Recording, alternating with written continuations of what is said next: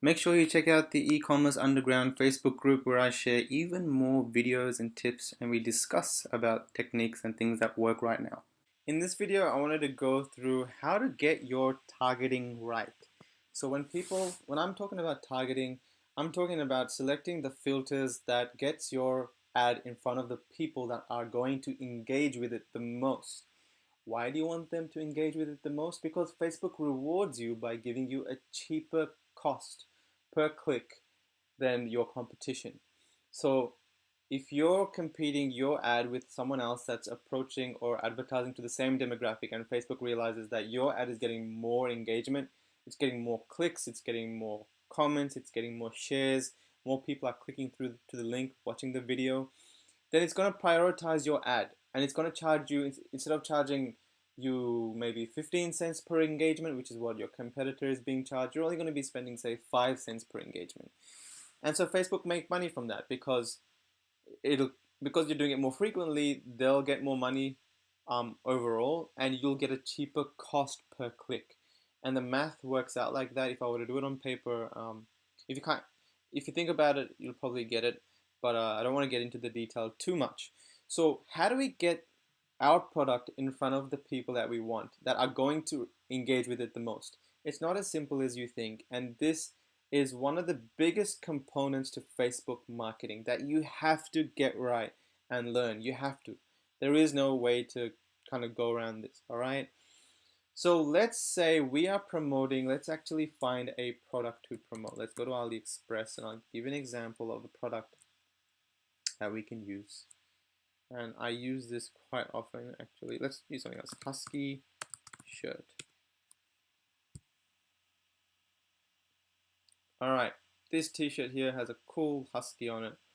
Or even this, a husky is my BFF. Husky t-shirts, all right? We want to promote one of these on our Shopify store. We want to drop ship it. How do we do that? We come over here and detailed targeting is where we actually select husky interest groups or pages. All right, so once you played around with the other filters, this is where the magic happens. So you click on something like this and say, most people will probably do something like husky. All right, they'll probably click Siberian Husky. And if you don't know much about Facebook, you'll probably think this is a good thing to do. Siberian Husky, 8 million people in the audience. Wow, let's do it. Everyone connected to Siberian Husky, they're obviously going to like this shirt that I'm promoting, right? Right and wrong. Not everyone is going to like it. In fact, a very small percentage of the people connected to Siberian Husky are going to like it. Because Facebook, what it does is it connects people that have somewhat of an interest to Siberian Huskies in this overall page. Right? This is like an umbrella category. It's way too what we call broad. It's a broad category, a broad interest, something that gets us less engagement. So maybe 1 out of 10 people in this big broad audience of 10 million people are extremely passionate about a husky shirt. So only 1 of 10 people will engage with the shirt, right? Compare that with another interest, let's say something like husky rescue groups. Husky rescue groups. People that are connected to husky rescue groups, in my experience, are way more passionate than people that are connected to just generic husky pages, right? 51,000 people, yes, it does drastically reduce your audience size, but because maybe 8 out of 10 people that you're advertising to will engage with your ad, you'll get way cheaper results. So instead of spending like $2 a click to your website that you would have probably be spending if you went with Siberian Husky, you might be spending just 20 cents a click, which means you're getting, say, 100 people to your store for just $20 as opposed to 100 people to your store for $200. 20 cents, $2 a click. So that's how the math works, and you want to be getting very specific with your targeting. Cool thing is that once you get one kind of specific interest, you can click this and you can find Facebook will suggest to you more interests that are connected to or has similar characteristics as this Husky Rescue, which is very targeted. So it's going to tell you, I love my Siberian Husky. So I love my Siberian Husky. You get the difference? It's not I love Siberian Huskies, it's I love my Siberian Huskies. So people here most likely have a Siberian Husky. Official Husky lovers, yeah, it's a website.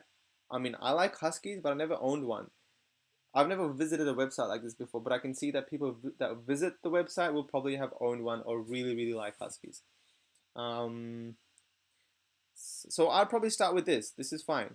Uh, yeah, this is fine. This gives me 1.7 million people.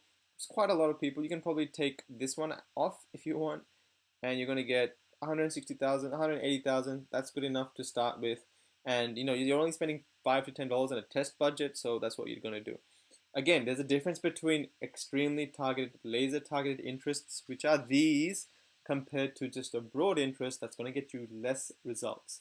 You're going to be spending a lot more than others. So this is a way you get more clicks, more engagement, more people to do things with your ad.